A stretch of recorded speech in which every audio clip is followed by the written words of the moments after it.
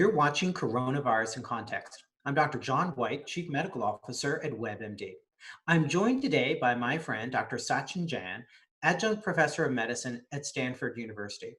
Dr. Jain, thanks for joining me. Great to be here with you, John. Nice to reconnect. You've always been a leader in talking about what comes next. So my question for you today is, what are the three things that we're learning that are going to impact healthcare post-COVID-19? I think from a consumer perspective, one of the most dramatic changes that we're going to see is a move away from bricks and mortar healthcare. I think historically we had a kind of a backwards healthcare system that required sick people to travel to medical offices and hospitals to congregate with other sick people, potentially exposing them to infectious diseases as well as iatrogenesis from the delivery of healthcare, medical errors from the delivery of healthcare. And I think what we're seeing now is that consumer preferences are changing dramatically as a lot of office practices are moving to telemedicine. And so I think you're going to see much greater adoption of telemedicine among people who historically resisted it. You know, I was talking to the folks at Kaiser a little while ago, and I know you're in California. They said 80% of all visits are telemedicine or telehealth right now. Is it going to be 80% a year from now? What's that number? Yeah. I mean, I think Kaiser's a remarkable organization in that, like many organizations around the country, that they already had the plumbing to do this, right? So it was just a matter of flipping a switch and actually more people using that plumbing. And so I think it's been, dramatic to see a lot of those investments in digital delivery of healthcare actually actualize and, start to benefit patients. I think, in a couple of years, it'll be, maybe not 80%, but it'll be 60%. And I think that we're going to move away from, what I think we have right now, which is a visit-based model of healthcare, which is people coming in to see doctors, and that's how they see, consuming healthcare, to instead being an asynchronous model, meaning more continuous delivery of healthcare, which means they may have continuous remote monitoring of their blood pressure, continuous remote monitoring of their weights, that type of, which is then going to allow a lot of two-way feedback from the context of people's real lives. So this movement to, in a sense, virtual care was a trend that we already were seeing, but now is likely being accelerated by. You got it. Okay. You got it. That's right. That's the first one. What's the second one? I think the second thing is a much greater realization of the importance of social connectedness and health outcomes. I'm hearing, I've been a strong advocate for most of my career for the idea that people's social life actually has a huge impact on the quality of their life and the quality of their medical care, and that social isolation ends up being a key negative driver of people's health outcomes. I think, the focus on this issue, the focus on loneliness and social isolation has only become more profound. I think we've now started to add, in a much more permanent way, the idea that people coming together with people is an important part of living a good and healthy life.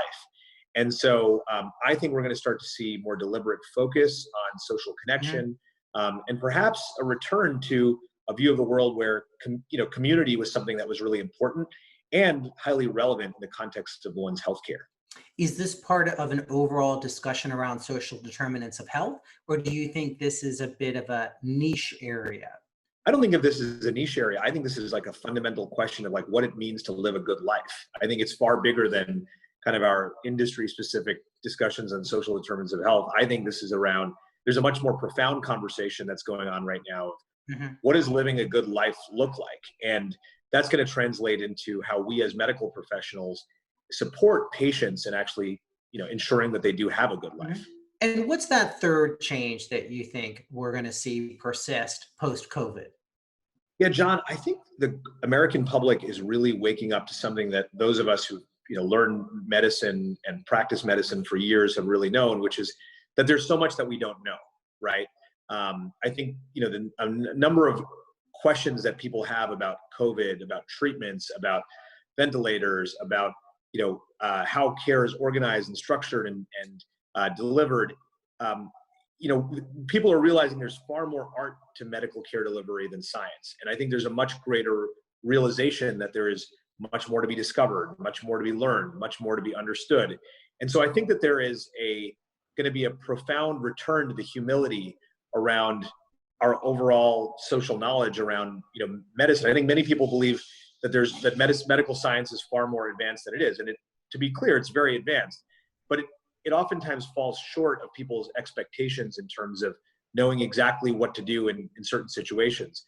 I think that this crisis has been very humbling for many of us. It's been humbling for all of us who are finding ourselves answering, I don't know, more than we're answering with any definitive confidence about anything. Is there going to be greater trust in the healthcare system? Over the years, there's been some erosion of trust by the public in terms of interacting with the health community. Are we getting some of that back by our response?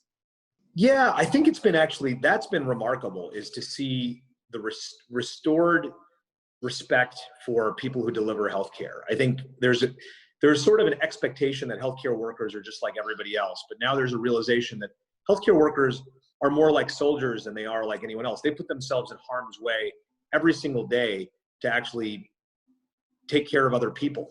And there's something very noble in that I think, over the last 15, 20, 30 years, as healthcare has gotten more expensive, as it's gotten more complicated to receive healthcare in the United States, that, there's been a lack of focus on that true humanity that people are actually bringing to their work every day. And when you see things like, healthcare worker being named Time Magazine's, Person of the Year, that to me ends up being a refocus on the fact that there are really many heroes who come to work every day. And it's not just the doctors or the nurses, but it's literally everyone who's coming in to make healthcare happen for people who need it. And so I agree with you 110% that there is going to be a recentering. And I think there's going to be a lot of young people who grew up in this era who are going to pursue careers in healthcare, in medicine, in pharmacy, in nursing. I think you're going to see a lot of folks decide that they want to devote their careers to infectious diseases, just as many people did in the era of HIV/AIDS,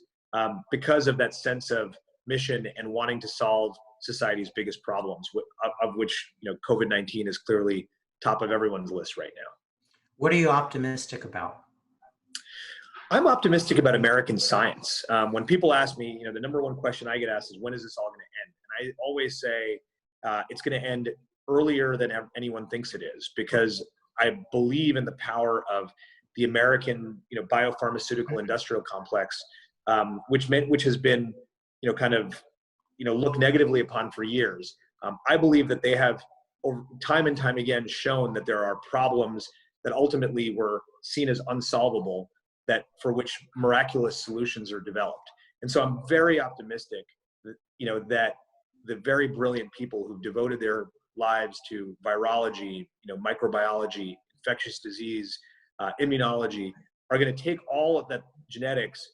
They're going to take all that they know to actually help us find, a solution to this. And I also think the fact that there's now great focus on this, and that this is everyone's problem, that a lot of the regulatory barriers that might exist in the regulatory agencies that govern the development of vaccines and biopharmaceuticals are going to come down, and faster than anyone expects. I do believe that we're going to find solutions to this, and I know that everyone is hoping that I'm correct and not wrong. Last question: what do you miss most as part of the lockdown? Ooh. People. More than anything, I'm somebody who believes that our lives are lived to have great human connection with others. And I think the most challenging part of this time, whether you're an extrovert or introvert, is not being able to, connect in that same, meaningful way that, all of us value so much. I think to connect with others is really to be human. That's what I think about it. And so, I can't wait till we're able to all be together again. Well, Dr. Jain, I want to thank you for taking time today to share your insights. Thank you very much. Really appreciate it. And I want to thank you for watching Coronavirus in Context. I'm Dr. John Whyte.